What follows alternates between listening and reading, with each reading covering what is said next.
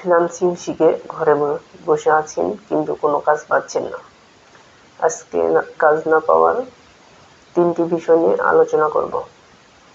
যে 3টি বিষয়ে যদি না আপনি প্রপারলি কাজ না পারেন তাহলে মার্কেট প্লেস বা আউট মার্কেট প্লেস থেকে কাজ পাওয়া সম্ভব না। নাম্বার 1, প্রপারভাবে কাজ না শেখা।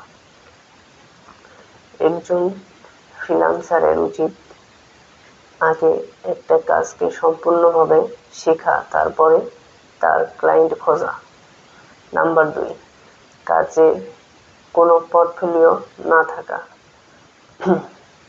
নিজে যে একটা পোর্টফোলিও তৈরি করবেন, পোর্টফোলিওর মাধ্যমে ক্লায়েন্ট তার কাজকে সহজভাবে উপস্থাপন করবেন যে আপনি ইতিমধ্যে কাজ করেছেন বা কাজ পারেন।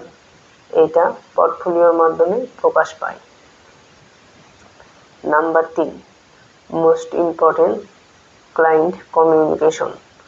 ক্লায়েন্টের সাথে যদি কমিউনিকেশন না করতে পারেন তাহলে কিন্তু কাজ পাবেন না। আজকের ভিডিওতে এই 3টি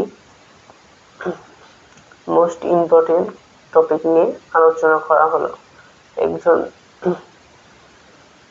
ফ্রিল্যান্সারের উচিত এই 3টি বিষয়কে গুরুত্ব দেওয়া।